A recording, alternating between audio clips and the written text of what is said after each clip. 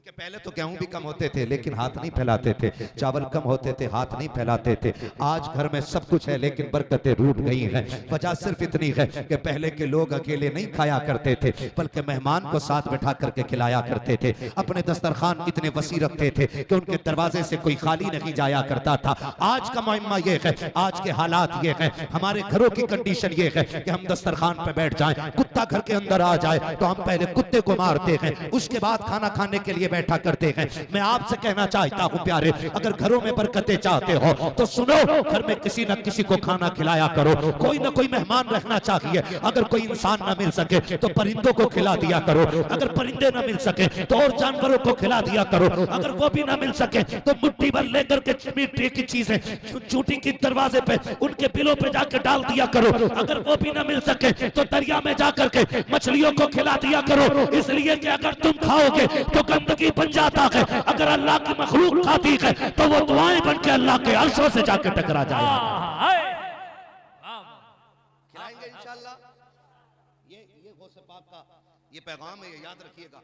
और अपने दरवाजे पे कभी कुत्तों को मारिएगा नहीं, मारिएगा डरा धमका के हटा दो। खाने के टाइम तो यार आधी रोटी आपने कुत्ते को डाल दी तो आपका क्या चला गया? कुछ चला जाएगा? हो सकता है तुम कुत्ते को आधी रोटी डालो और वो तुम्हारी आधी रोटी खाए, उसका कलेजा ठंडा हो, फिर तुम्हारी नस्लों के रिज्क का इंतजाम कर दिया जाए।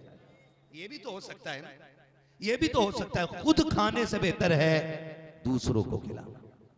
अपनी जिंदगी में ये मामूल रखिएगा, ये मामूल रखिएगा। ऐसे ही गौसे पाक बड़े पीर नहीं है, ऐसे ही नहीं है। आज तो माफ कीजिएगा, हम ना इतने खुद गर्ज हो गए कि कोई रिश्तेदार बीमार हो जाए ना फोन बंद कर लेते हैं कि कहीं पैसे उधार ना मांगे। ऐसे ही करते हैं ना, 99% ऐसा ही होता है। रिश्तेदार बीमार हो जाए ना फोन बंद, पैसे ना मांग ले। सगी बहन आके भाई के दरवाजे पे खड़े होकर रोके कहती भैया मेरे बेटे को डॉक्टर ने खून मांगा है, चल के खून दे दो ना। तो अभी भैया कुछ नहीं बोलता, भाभी बेहोश होके गिरने लगती, हाय तेरे भैया में तो कुछ है ही नहीं, वो पहले मर जाती है। सगी बहन दरवाजे पे आई खड़ी है, उसके बेटे की जिंदगी का सवाल है और सगी बहन दरवाजे पे खड़ी है। 4 पैसे के लिए भाभियां रोक के दिखाती है। कितने भाई धक्के दे के भगा देते, ना ना कुछ नहीं है तेरा, तू ले जा चुकी है। सुन, जब बहनें दरवाजों से रोती हुई लौटती है ना तो सिर्फ बहनें नहीं लौटा करती हैं, खुदा की रहमतें लौट जाया करती हैं। अल्लाह ने दिया है ना। वो दरवाजे पे कोई आया है साहिल बनके, तेरा रिश्तेदार है, तेरे ताल्लुकात में मदद के लिए आया है, हाथ पीछे न कर, शुक्र अदा करके रब ने उसे तेरे दरवाजे पे भेजा है, तुझे उसके दरवाजे पे नहीं भेजा है। वरना चाहता तो वो तुझे भी तो भेज सकता था उसके दरवाजे पे। और याद रखिएगा वो कादिर मुतलक है, उसे पलटने में देर नहीं लगती। जब उसने लफ्ज़ कुन से कायनात बना डाली है तो तुझे मिटाने में कितनी देर लगेगी? कभी ये भी सोच लिया करो, दरवाजे पे सगे आ जाते हैं, हम गेट बंद कर लेते हैं, हम अपनों के काम नहीं आते, फिर कहते हैं ये बीमारी लगी है ठीक नहीं हो रहा हो, वो बीमारी लगी है ठीक नहीं हो रहा हो। सुन और खोल के सुन ले प्यारे, जो बीमारियां दवाओं से नहीं जाया करती, खुदा की कसम वो अपनों की दुआओं से चली जाया। दुआओं के आदि बनो, दुआओं के, ऐसे नहीं दुआओं के आदि बनो, दवाओं के आदि ना बनिएगा। तुम्हें बताऊं दुआओं में कितना असर है, बता दूं जरा, कहते हैं या रसूल अल्लाह, या रसूल अल्लाह। जितने सुनना चाहते हो और जोर से बोलते हैं या रसूल अल्लाह। आपकी मोहब्बतों पे कुर्बान जाऊं, इतनी रात गए बैठे हो, यकीनन ये मेरा कमाल नहीं है तो बगदाद वाले का कमाल है, क्योंकि महबूब की महफिल को महबूब सजाते हैं, आते हैं वही जिनको सरकार बुलाते हैं। तो है सारे लोगों की। मैं बताने लगा हूं एक बात, बड़ी अहम बात है, बस आप मुझे देखिए, इन्हें ना देखिए। बड़े मसरूफ लोग हैं, आज सारे बिजनेस का हिसाब मिंबर पे ही होना है, आप मुझे देख के सुनिएगा, ठीक है ना? बहुत गौर से मेरी बात सुन लीजिएगा। हुजूर की आदत करीमा थी कि जब भी अपने किसी सहाबी से मिलते ना, जब भी किसी सहाबी से मिलते उसकी खैरियत पूछते। आज बाप बेटे से खैरियत पूछने तैयार नहीं, और बेटा बाप से खैरियत पूछने तैयार नहीं। एक घर में रहते, एक घर में, एक घर में रह रहे हैं, एक चार दीवारी, एक कमरे अलग अलग हैं। जब बेटा निकलता तो यूं मुंह करके निकल जाता है, बाप देखता रह जाता है। तो मैं खुदा का वास्ता देके कहता हूं, अगर बाप रूठ गया है ना तो मना लो उसे, राजी कर लो। अगर बाप नाराजी में मर गया ना तो पूरी दुनिया के पीर भी तेरे जनाजे पे आ जाए ना, अल्लाह उस वक्त तक जन्नत नहीं देगा जब तक तेरा बाप तुझसे राजी नहीं हो जाएगा। वाह, ये भी सुन लीजिए कान खोल कर। सगे बाप से बंदा नाराज हुए बैठा यार, उस बाप से जिसने पूरी जिंदगी कंधे पे बिठाया, जिसने कभी उंगली पकड़ने की कीमत नहीं मांगी, जिसने कभी मुंह के चबाए लुकमों की उजरत तलब नहीं की।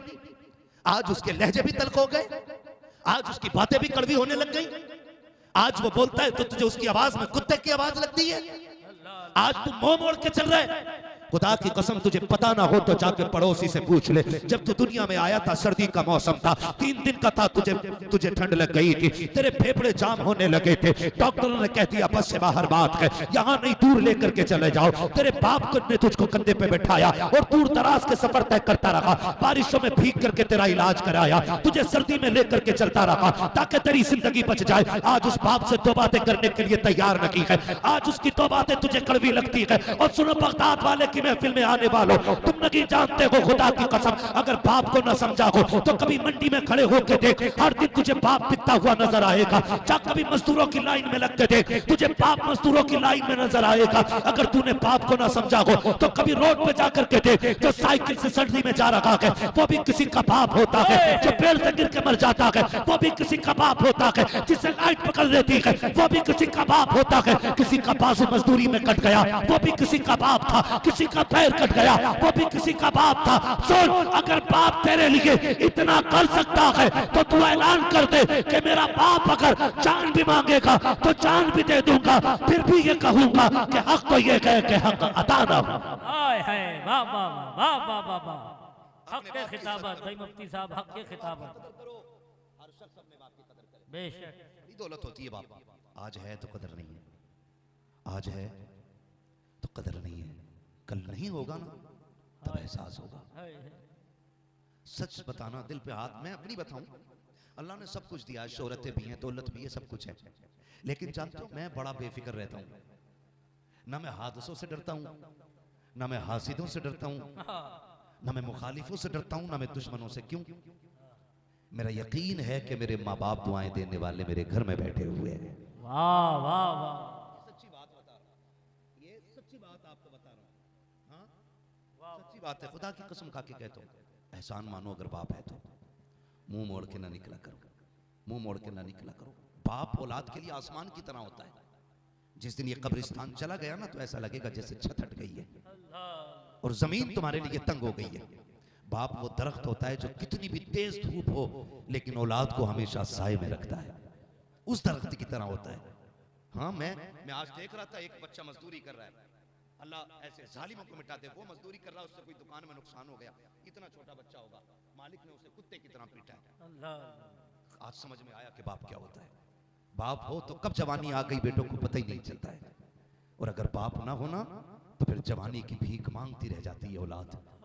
आसानी से जवानी हाथ नहीं आती है। फिर भी कहता मेरे बाप ने मेरे लिए क्या किया है, फिर भी ये सवाल है, मेरे बाप ने मेरे लिए क्या किया है। सुन, वो तेरी हड्डियों को ताकत देते देते अपनी हड्डियां तोड़ बैठा है। वो तुझे कामयाब बनाने के चक्कर में अपनी कामयाबियां भूल गया। वो तुझे मशहूर करने के चक्कर में अपने आप को मिट्टी में मिला बैठा है। हाँ, और आज तू पूछता है तूने मेरे लिए क्या किया। मैं तो कहता हूं खुदा की कसम, ये पगड़ी मेरी वजह से नहीं, मेरे बाप की मेहनत की वजह से मेरे सर पे आई है। हाँ, मेरे बाप की वजह से आई है। ये जुब्बे, ये दस्तार, ये इज्जत है, ये शोहरत है, मैं इसका हकदार नहीं, ये तो मेरे बाप की दुआओं के सदके में मिली है। अल्लाह ने बाप दिया है ना तो कदर कर लो, नहीं होगा तो रोना आएगा। बताओ क्या नहीं था मेरे नबी के पास, क्या नहीं था। अबू बकर जैसा यार भी है, उमर जैसा वफादार भी है, उस्मान जैसा आशिक भी है, अली जैसा तलवार चलाने वाला मर्द मुजाहिद भी है। क्या कमी थी मेरे नबी के पास? कोई कमी नहीं ना। बिलाल जैसा आशिक भी है, सलमान जैसा दीवाना भी है, खुबैब जैसे जानिसार भी है, ऐसे ऐसे दीवाने उसकी चौखट पे खड़े हैं, लेकिन फिर भी रोता था मेरा नबी, फिर भी रोता था मेरा नबी। चचा हुजूर के पीछे हो जाते ना, मेरे नबी बाजू पकड़, चचा पीछे न चला करो। हुजूर के चचा कहते महबूब मेरी औकात क्या, मैं आपसे आगे चलूं, मेरे माँ बाप तेरी जूतियों पे सदके जाएं, मैं कैसे आपके आगे चलूं, क्यों मुझे आगे करना चाहते हो। मेरा नबी आंख में आंसू भर के कहता था, मक्के वाले कहते हैं कि आपकी शक्ल मेरे बाप अब्दुल्ला से मिलती है, और जब आप पीछे चलते हो तो लगता है मेरे बाप से मेरी पीठ हो गई है। ओ लोगो, जिसने चचा को इतनी इज्जत दी हो वो अपने बाप को कितनी इज्जत देने के लिए आया होगा। आज खुदा का वास्ता देख के कहता हूं यार, कदर कर लो, आज इज्जत कर लो। बैठे वो घर के अंदर, वो बैठे घर के अंदर राह तक रहे, मेरा बेटा आ रहा होगा परदेश से, लाएगा मेरे लिए कुछ ना कुछ। मैं भी तो आता था ना बाजार से, तो मैं कभी केले लाता था, कभी सेब